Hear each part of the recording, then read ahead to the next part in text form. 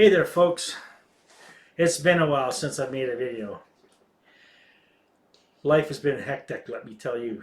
So it's been a long time since I put a video on the Barry Brown channel. I've been doing a lot of the stuff on the BRB Adventure channel, but even recently that hasn't had any videos. However, today I'm going to start a new video and I'm going to have some videos come out here in the next little while, and it's to do with retro PCs. Hey there, this is Barry here, and it's been a while since I've put anything out on this channel, but I've got a new lab. I've moved from where I used to live in Kamloops to a place in Alberta, and I got a way bigger office to work out of now, way better studio space. So here we are. What are we going to do today? Let's just get right into it. This gigabyte motherboard here is it's a GA-H97M-D3H, and it's getting hot here and it's shutting down. So what we're going to do is we're going to take out this motherboard and we're going to put in this motherboard. I'll walk you through the steps. This is a little bit different machine than your average desktop computer. As you can see here, it's got 4 hard drives and it's got an SSD. So this is running Linux Mint, and these are hard drives are RAID 10. So I have redundancy. So this is like a little server.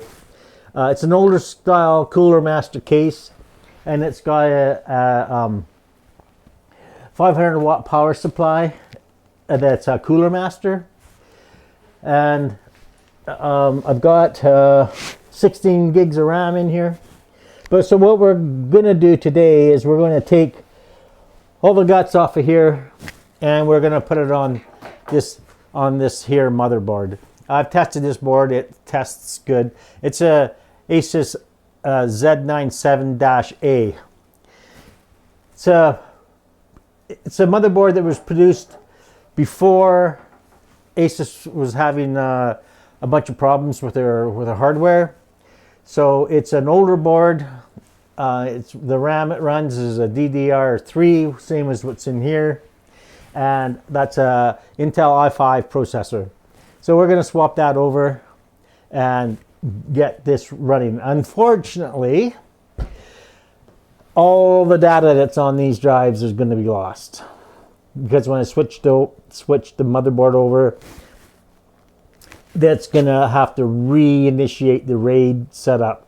So when it does that, overwrites the drives. I do have this backed up. I have this backed up in 2 different places. So I've got each of these drives are 4 terabytes, and I have a 4 terabyte USB drive that I've put on this. This is nowhere near full. I'm only using like 2 terabytes, so it won't be that bad to put it back on. And I also have a portable USB drive that's also a 4 terabyte drive, and it's got all my backed up video files. This mainly does all my video files for both of my channels. I've actually got 4 channels, but only 2 are really active. So without any more further ado, let's get into tearing this thing apart and seeing what we can do to get it back up and running. I'm just going to go through the basic teardown and put it back together again. I'm not going to make you suffer through rebuilding the RAID, because that's going to take hours and hours to do.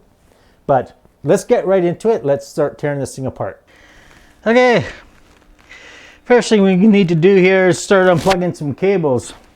So this is a fan header, that's audio, and there's a sensor. It's testing to see how hot that mother was getting, and it was getting hot. And it's USB power supply, and one more power supply. USB 3, SATA. Got all my SATA cables labeled so I know which drives they're going to. A little bit of forethought there, because when you're replacing drives and you got a RAID situation, you want to make sure you're getting the right drives in the right bay so your RAID rebuilds properly. And there's more underneath here. I don't know that I'm going to need to take all these drives out. I hope I don't, but undo the screws here for the motherboard. Got all this cable management in here. I try and, even though I've got old school hardware, I still like to try and make sure I get the cables done up nice and tight so it's, you know, visually appealing.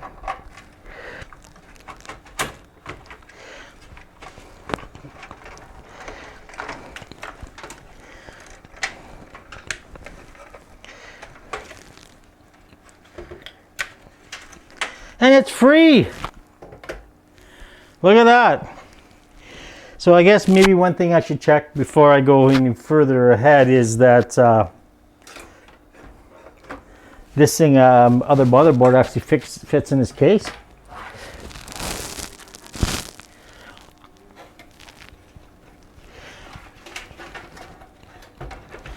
Oh.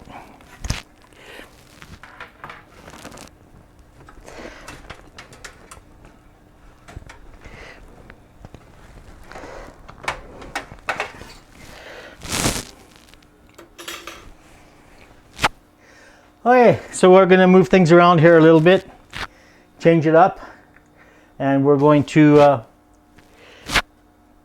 put the motherboards on the desk here so where you can see them, and I'm going to swap the RAM and the processor and whatnot over, and then I'll put everything back in the case. Okay, here we go. Got the motherboard side by side here. I got a foam pad under this one here, and this is also on a pad. So what we're going to do is we're going to take the low-hanging fruit and we're going to remove the RAM.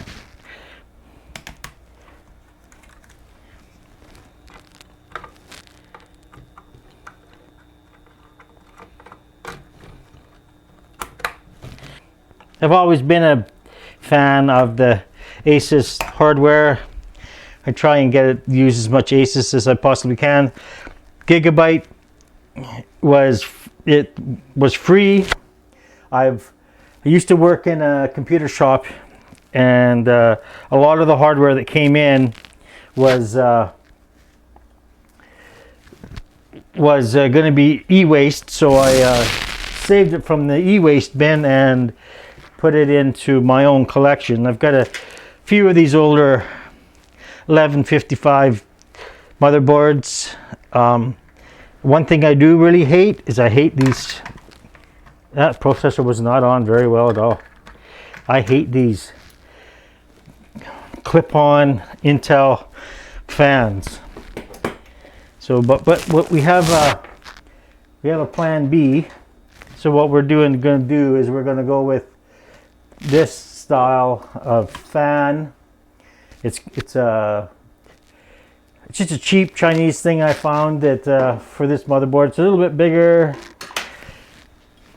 fan. I think it bolts down to the motherboard. It doesn't just. It's very important to keep these. It just doesn't clip in with those wimpy plastic clips. So now we're going to take the processor and remove the processor off the motherboard. I better grab some alcohol and take the processor out. Now making sure everything's oriented the same way. The motherboard is oriented the same way. I'm going to slide that out of the frame here and put this back into the frame. The corner of the processor matches the corner here. The little notches fit. Making sure where this hinges, that hinges the same way. Then we'll put this on. We'll fiddle with that later. the motherboard's basically e-waste anyways, so it doesn't really matter. Now,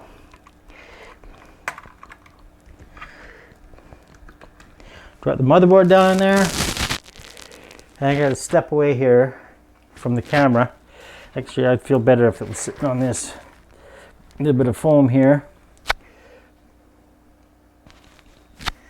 Okay, we're back with a bit of alcohol.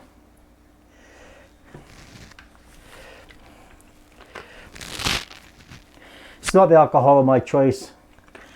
I'm more of a Canadian rye drinker than I am a rubbing alcohol drinker, but you know, we do what we have to do. Not that I would drink this shit, but I've seen people do it before. Don't ask me why.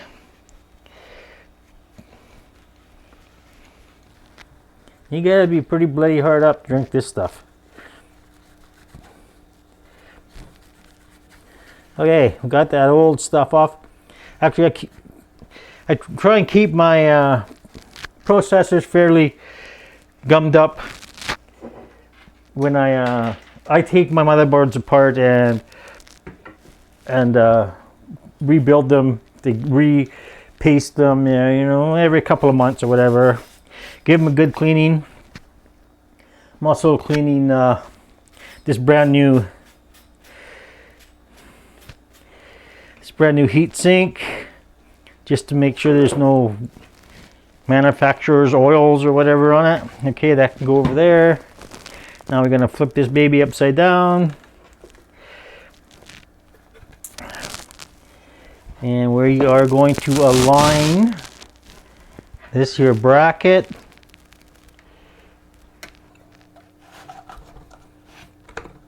Okay.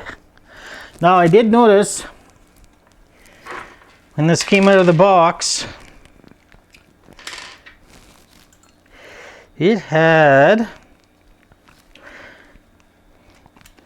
one of the pin, oh, there it is there. Pin's just a little bit bent. That one looks good. That looks good. That one's bent a bit. You can see it's really bent up here, but that's all right. I think we'll start with that one, get that one threaded first.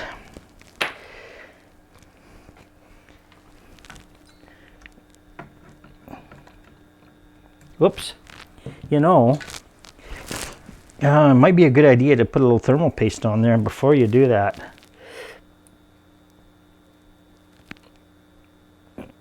I know everybody's like, oh, you don't need that much, you only a bit of a pea size.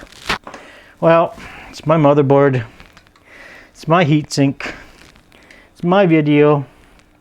I'm gonna put as much on there as I want. More the merrier as far as I'm concerned. Okay, we're gonna start this one off here. See if it bites. Oh yeah, I feel it biting. Wow, that's really bent. Here we go here. That's threading down. So you should go here, go across, get it started. Okay, you can feel that tightening down.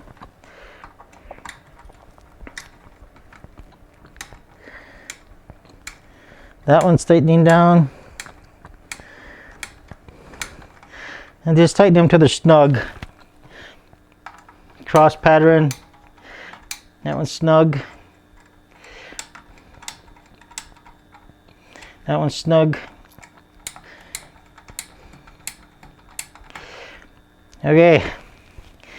CPU is installed. Now, there's the chassis fan on this one here. Whoop-a-doop-a-doop-a-doop. And this is it here, chassis fan.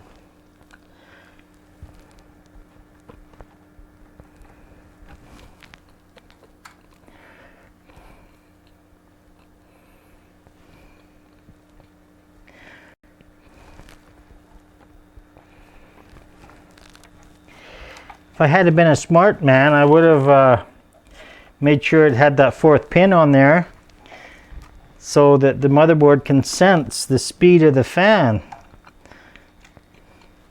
But let's have a look here.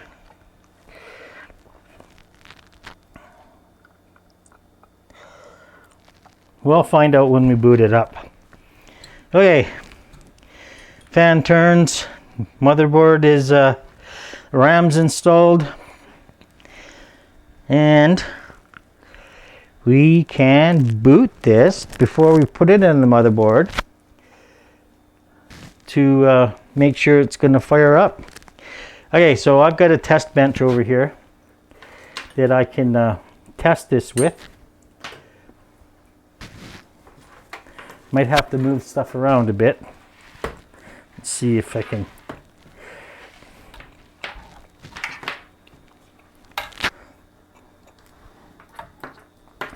Okay, so what we have here now is I have a KVM switch here, and I have the VGA and the USB and the PS2 adapter, and this motherboard has a power switch right here you can use for testing on the bench. So I'm gonna flip the power on the power supply here, and there's a little green LED down here, and so if I push this power supply, we got a power light here, and that fan should spin up. Oh, look at that. Here we go. I don't have any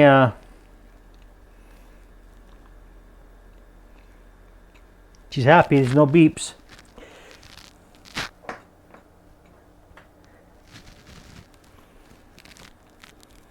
And we have a boot. In my Megatrends. And we're into the BIOS. No hard drive detected. That's what this little red light here means. There's no hard drive. But if we power this off and put in a USB stick and power it back on again,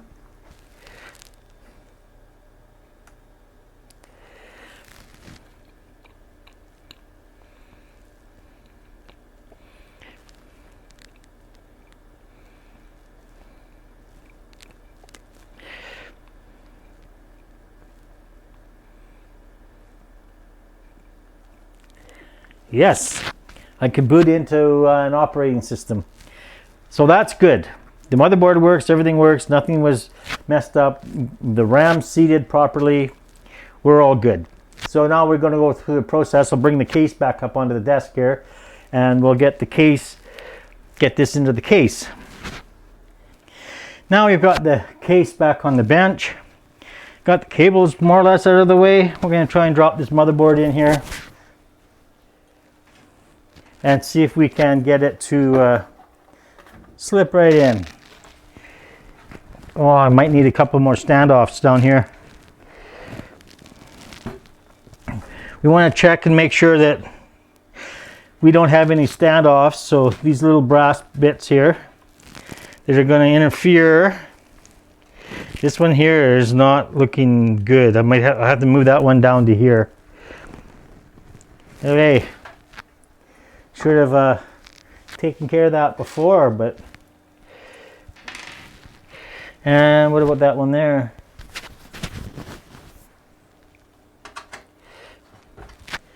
Oh, I thought that was the right size. That's the right size.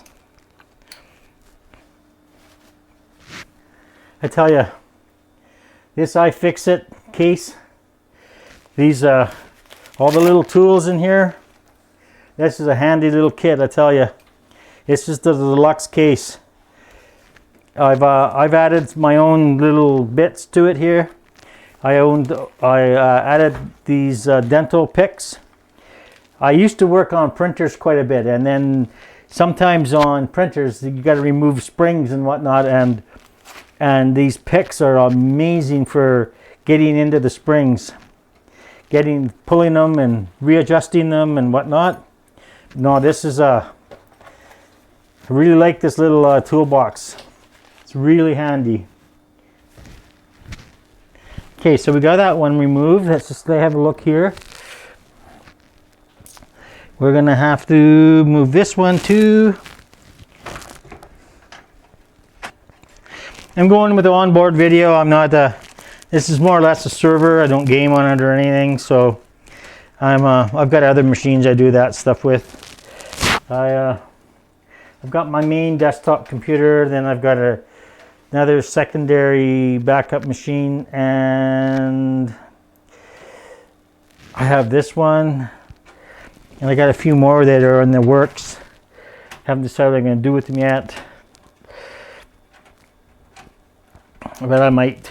I don't typically use Windows, but I do like putting together retro gaming machines. I don't do online gaming much. I just do whatever I can on my own computer. So I'm still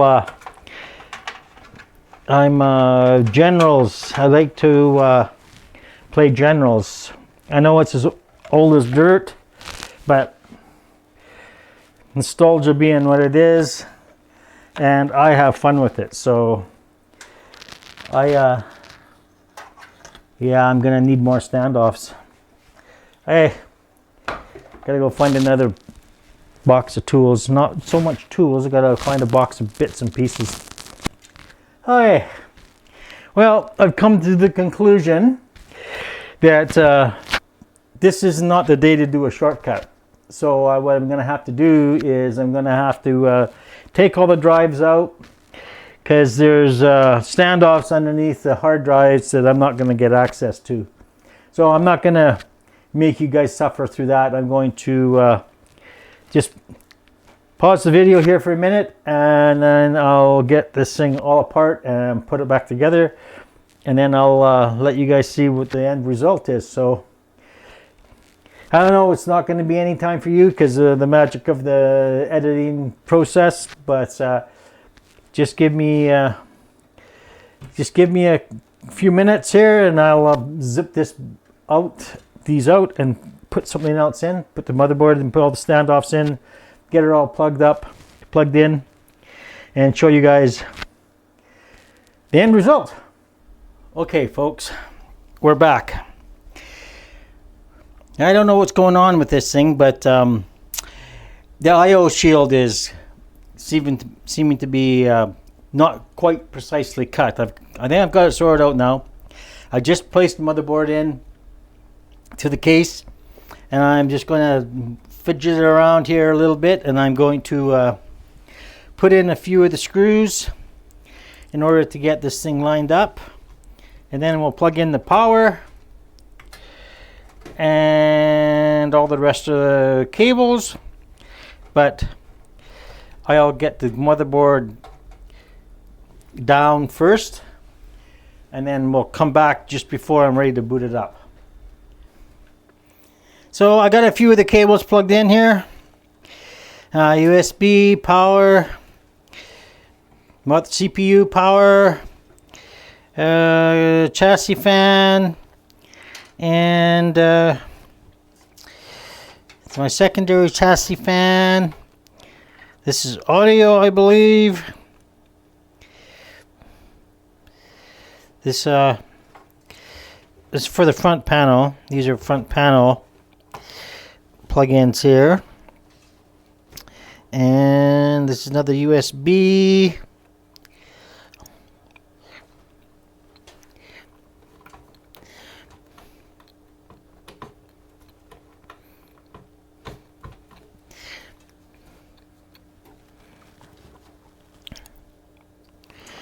Oh, wait a minute. Let's try this. Hey, there's a lot of USB headers on that. That's a COM port. My bad. Okay. So, my favorite here is getting these power switches in there. But I do have this little baggie of goodies here. And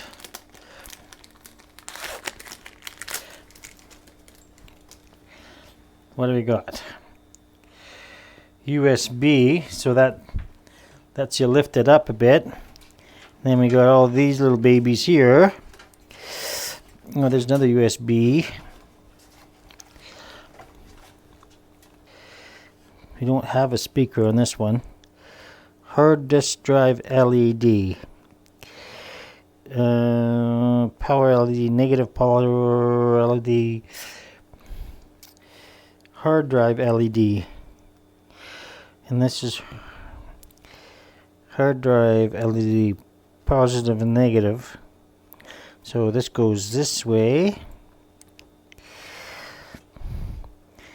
And then we have, oh, I love it when I do this, power LED positive, power LED negative. So power LED positive, power LED negative. Okay, and then we have speaker. Not going to use the speaker. Power, switch, and ground. It doesn't matter because it's a short anyways. It makes power. And reset and ground. I'm going to make ground is, I'm going to say ground is the color and white is the hot. Shouldn't make a difference anyways.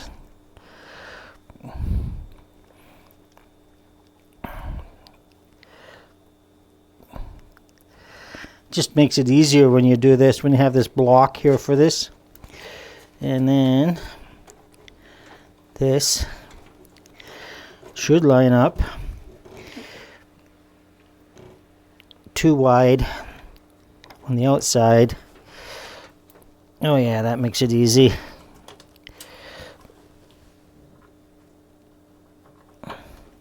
Lots of light really helps too. Okay. Are we missing any pins? No siree. Okay. So that's the most of the cables.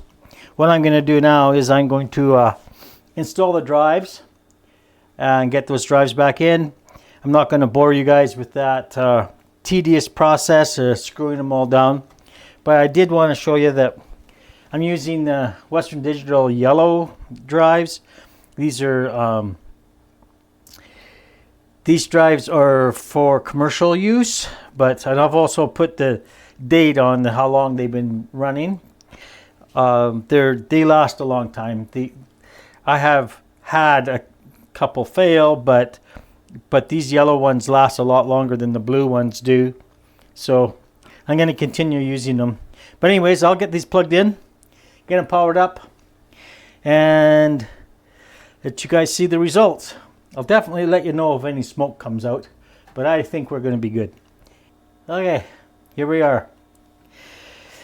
All the power is plugged in, the drives are all back installed, got everything all wired up. Unfortunately though, even though this has a operating system on it that's functional, once I start this up, it was a new motherboard, and the operating system is going to need to be reloaded. So I'll be doing that next. Just basically wanted to show you the setup, getting it back together again. Got all the drives matching, all the numbers match. So I don't know, I'll have to wait and see how it all pinned out on the motherboard, because the numbering is different on this machine than the other one. I might have to jostle these around so I know which drive is going into what port, but according to the manual, it's just all software in the BIOS to turn the RAID on. So it supports RAID 0, RAID 5, and RAID 10. So we're going RAID 10. But anyways, push the power, put a power cable in here and fire up and see if we have to let any smoke out. Where is... Okay. I gotta grab that. I thought I had I have a power supply right here. So once again, plug this in.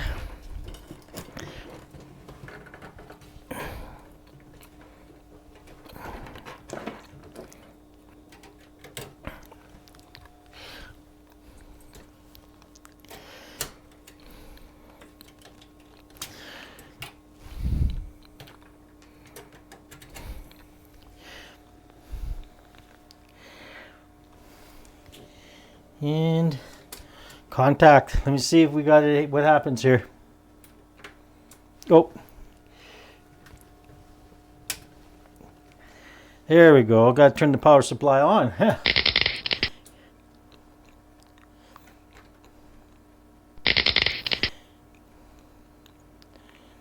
Okay.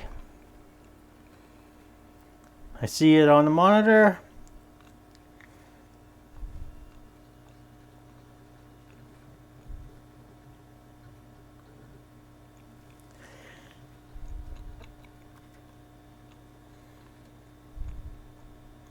Okay, it doesn't know what to do. Went right to BIOS. That's cool. Okay. I'll end this video here. I'm thinking about making a part 2 once it's all mounted up and put together, and I'll show you the screen.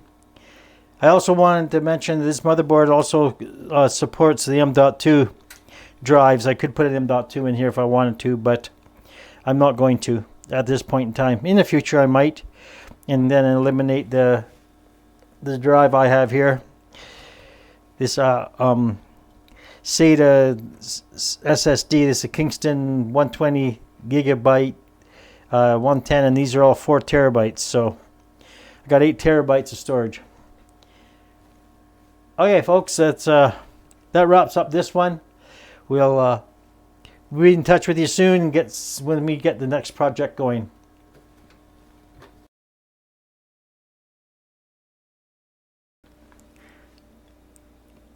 Here's a quick little hack for you guys. When you have to pour your screws out onto the table in order to sort through and figure out what you need, put it on a piece of paper. And you just kind of fold up the paper, and then you just line it up, pour them in.